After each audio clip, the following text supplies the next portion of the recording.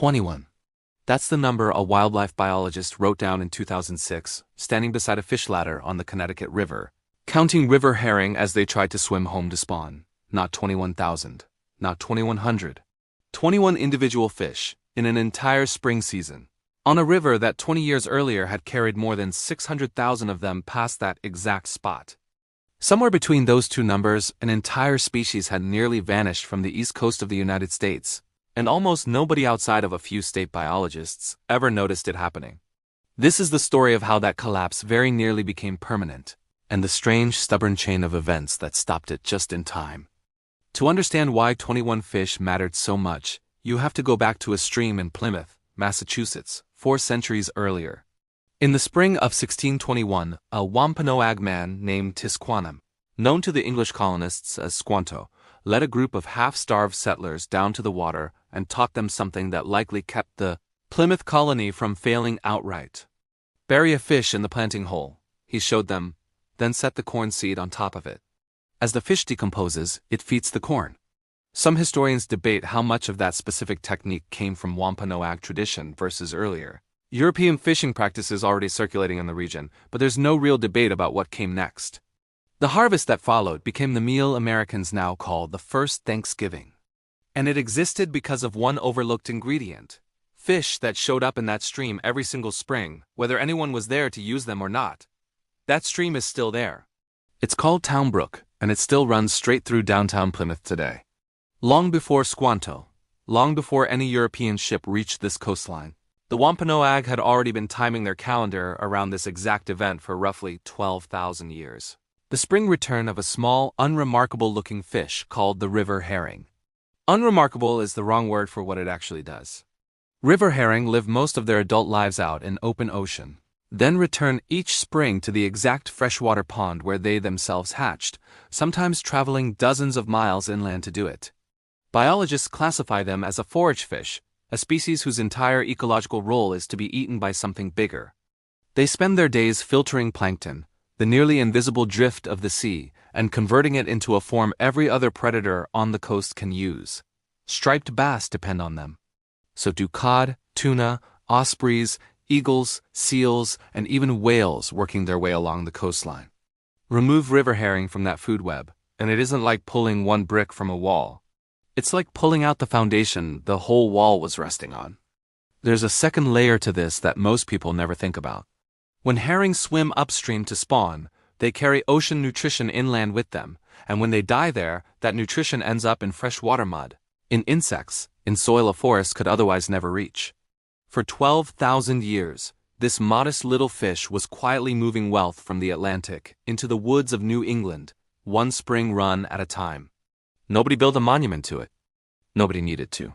It simply worked, year after year, for longer than most human civilizations have existed.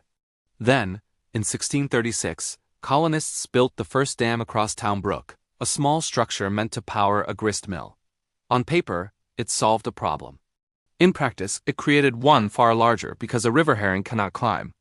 Unlike a salmon, it has no way to leap a solid wall. To this fish, a dam isn't a slight inconvenience.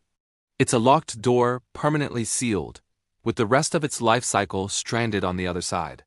That single locked door might have stayed a minor local issue, except New England was about to industrialize. Water power meant money, and money meant more dams, thousands of them, eventually more than 3,000 across Massachusetts alone, most spinning the wheels of textile mills and grain mills. No mill owner sat down and decided to destroy an entire coastal ecosystem. Each one was solving a small, reasonable, local problem. It's only once you step back and count 3,000 of those small, reasonable decisions stacked on top of each other that the real picture comes into focus. A fish that had migrated up these rivers since before written history now had almost nowhere left to go. And still, incredibly, the fish kept trying. For nearly 3 centuries, herring returned every spring to rivers they could no longer climb, throwing themselves against concrete by the thousands until they simply gave out, dying without ever reaching a spawning ground. An entire generation erased without a single one being caught by anyone. It took until 1921 for a government agency to actually put that damage into writing. State surveyors inspecting the Mill River in Taunton, Once home to herring runs so large that locals describe them as almost beyond belief, filed an official report declaring restoration of that fishery an impossibility. It reads less like a scientific finding and more like a death certificate, and at the time, nobody had any reason to doubt it. The collapse wasn't confined to one river. Along the entire Atlantic coast, river herring populations dropped by more than 95% over the following decades. That 21 fish count on the Connecticut River wasn't an isolated tragedy. Further north, a run on Maine's St. Croix River that had once approached 2.5 million fish in a single season fell to barely 24 within a couple of decades. A decline so severe that by 2006, Massachusetts made it illegal to even possess a river herring. A fish colonists had once shoveled onto their fields by the wagon load less than 2 centuries earlier. Back in Plymouth, on the same brook where this entire story began, the damage was just as severe. By the early 2000s, Town Brook carried 6 separate dams across a stretch of water barely 1.5 miles long, and a run that had once numbered close to 2 million fish had crashed to somewhere around 150,000 with no sign of stopping. Faced with that, the people of Plymouth tried something equal parts touching and completely unsustainable. Every spring, volunteers waded knee-deep into cold water below the dams, scooping exhausted herring into plastic buckets, one at a time, then carrying them up the bank and releasing them upstream past the wall, over and over, all day, for weeks. In a single season, that human chain moved more than 17,000 fish by hand. It bought time. It solved nothing. And it marked the true low point of this story: a founding river on life support, a coastline down 95%, and a 70-year-old state document still insisting recovery was impossible. That was the world David Gould inherited. As Plymouth's Director of Marine and Environmental Affairs, Gould had spent years walking this brook, and he had a theory nobody had bothered to test properly. Not that the fish were simply gone. That the dams, specifically, were the entire problem and that removing even one of them might prove it. In 2002, he got his chance. A crew tore out the Billington Street Dam, the first proactive dam removal in Massachusetts history, taken down not because a court ordered it, but because the structure had simply outlived any reason to exist. Nobody knew for certain what would happen next. What happened settled the argument almost instantly. The moment the stagnant pond behind that dam drained away, a stretch of river that had sat frozen for nearly 300 years remembered how to move again, and the herring didn't need to be shown the way. They simply swam through the gap as though the wall had never been there at all. Buried in that same dam's foundation, crews even found the rusted frame of an entire automobile, packed into the structure for no reason anyone could still explain, holding back a living river with scrap metal. If you're finding this as remarkable as I am, this is exactly the kind of story this channel exists to tell: the species and landscapes America nearly lost for good, and somehow clawed back from the edge. Staying subscribed is the easiest way to make sure the next one finds you. Gould wasn't satisfied with a hunch, even a promising one. So his team went back and counted fish by fish. How many herring reached the newly restored stretch below Billington Street and swam straight through it? And how many then made it past the next dam still standing further upstream? When those two numbers landed side by side, they stopped him cold. 94% of the fish that reached open, restored water swam through without trouble.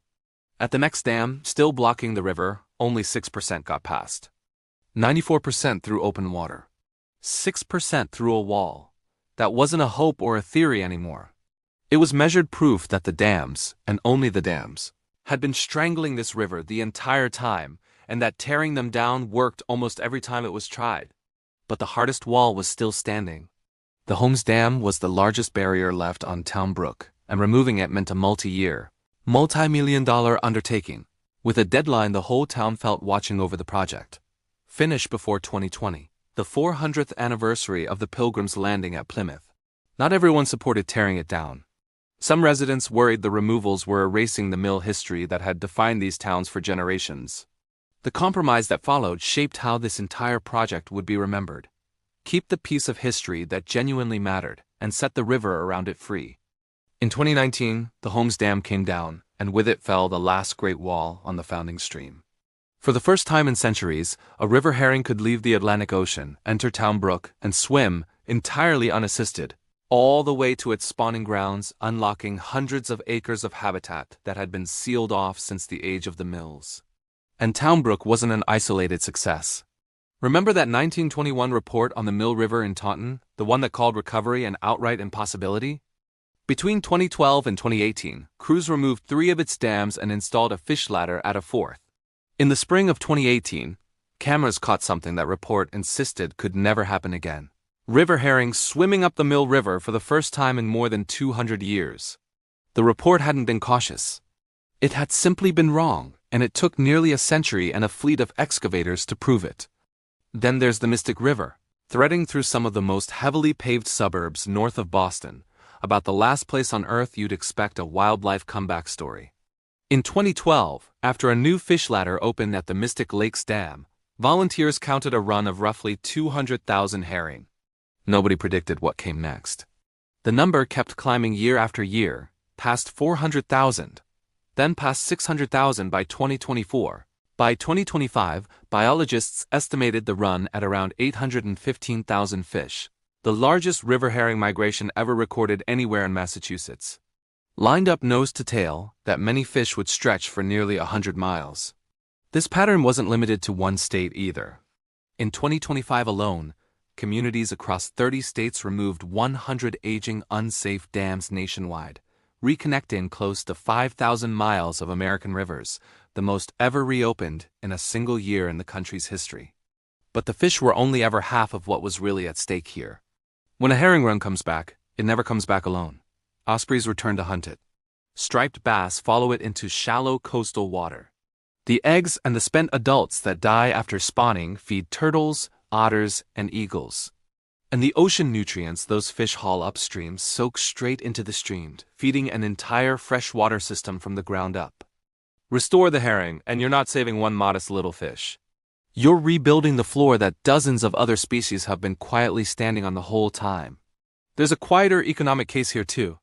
Many of these old dams had stopped grinding grain or spinning any wheel generations ago. They generated no power, served no active purpose, and simply sat there aging, costing towns money and maintenance and liability every single year they remained standing. Removing a dam that no longer does anything doesn't just open a river back up.